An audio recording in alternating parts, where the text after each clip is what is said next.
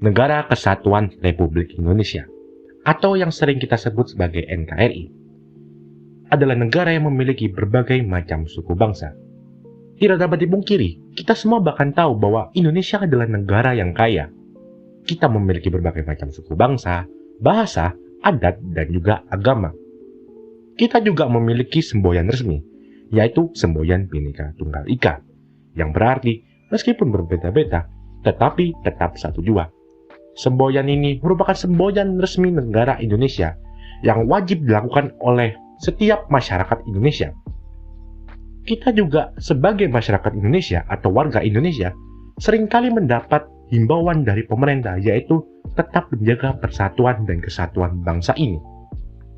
Tapi sebenarnya apa sih persatuan dan kesatuan ini? Seringkali kita mendengar, tapi kita tidak tahu apa makna sebenarnya dari persatuan dan kesatuan. Assalamualaikum warahmatullahi wabarakatuh. Salam sejahtera untuk kita semua. Shalom, Om Swastiastu, dan nama budaya dan salam kebajikan.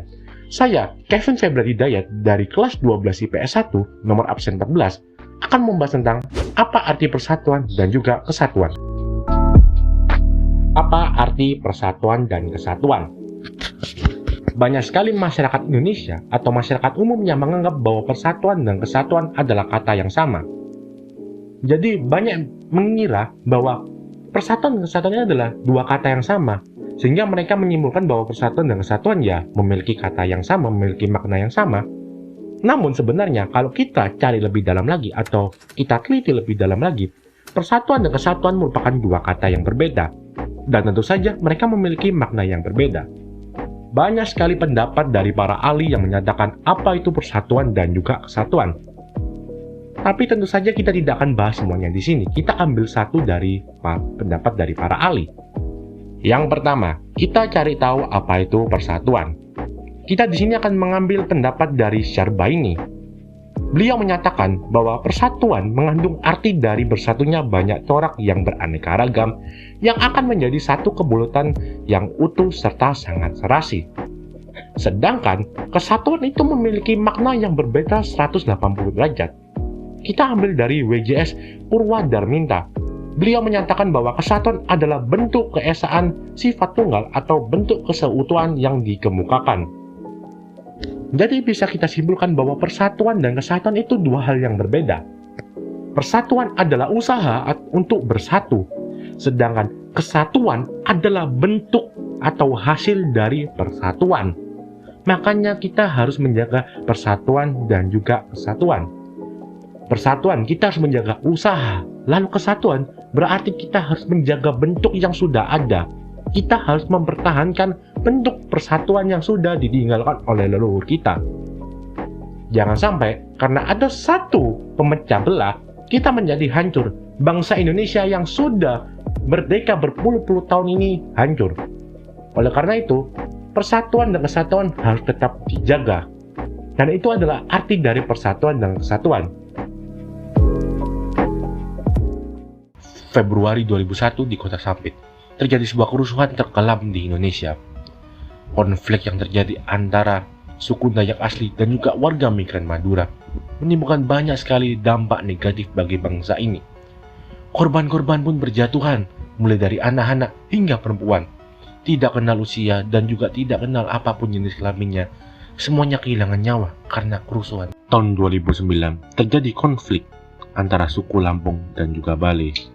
Kala itu, suku Bali menjadi suku pendatang yang ada di Lampung. Konflik dipicu karena ada permasalahan yang terjadi antara kedua warga yang berasal dari dua suku tersebut. Setidaknya, ada 12 orang yang dinyatakan kehilangan nyawa di dalam konflik berdarah ini.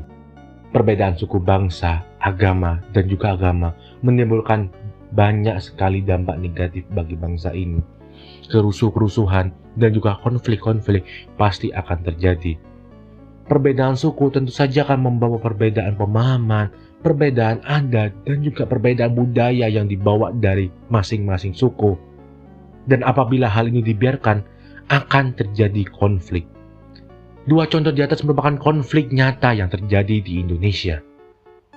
Dan apabila konflik sudah terjadi, akan menimbulkan banyak sekali korban. Mulai dari anak-anak, orang tua, perempuan, tidak kenal apapun jenis kelaminmu, tidak kenal berapapun usiamu, semuanya kehilangan nyawa apabila sudah terjadi konflik. Oleh karena itulah, di sini dibutuhkanlah yang namanya persatuan dan juga kesatuan. Persatuan dan kesatuan berfungsi untuk menjaga bangsa Indonesia ini agar tetap bersatu. Bisa dibayangkan apabila bangsa ini tidak memiliki persatuan dan juga kesatuan, bangsa ini akan terpecah belah. Bangsa ini tentu saja akan hancur. Mungkin saat ini kita tidak akan bisa hidup damai. Kita akan selalu berperang dengan saudara kita sendiri. Bahkan sampai saat ini pun, meskipun kita sudah membawa persatuan dan juga kesatuan, tetap terjadi konflik-konflik kecil di Indonesia. Bahkan ada juga yang besar. Oleh karena itulah, pentingnya membawa persatuan dan juga kesatuan. Manfaat yang ditimbulkan, rasa persatuan dan kesatuan sangatlah besar. Oleh karena itu, manfaat persatuan dan kesatuan harus kita bawa sehari-hari dalam kehidupan sehari-hari.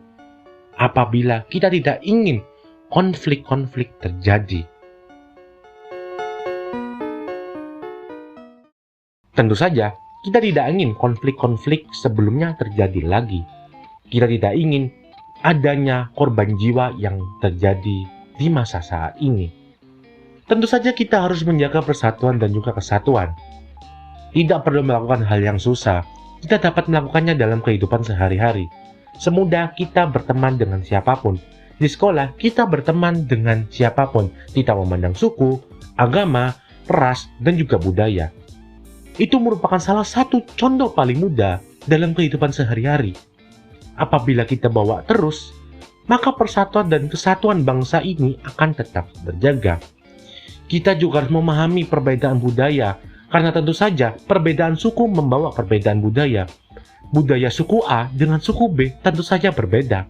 Oleh karena itu, kita sebagai manusia harus saling memahami budaya yang dimiliki oleh suku lain, dan suku lain harus bisa memahami budaya kita. Kita harus bisa saling memahami. Apabila kita bisa saling memahami, maka konflik-konflik dan kerusuhan-kerusuhan dapat kita minimalisir. Konflik-konflik dapat kita kurangi. Korban jiwa tentu saja dapat kita tekan. Karena apa? Kita saling memahami. Lalu kita juga harus sopan terhadap teman kita, sopan dengan orang lain, juga merupakan salah satu cara menjaga persatuan dan juga kesatuan. Menjaga persatuan dan kesatuan merupakan hal yang sangat mudah, bukan hal yang susah. Karena apa? Itu adalah hal yang harus kita lakukan sehari-hari.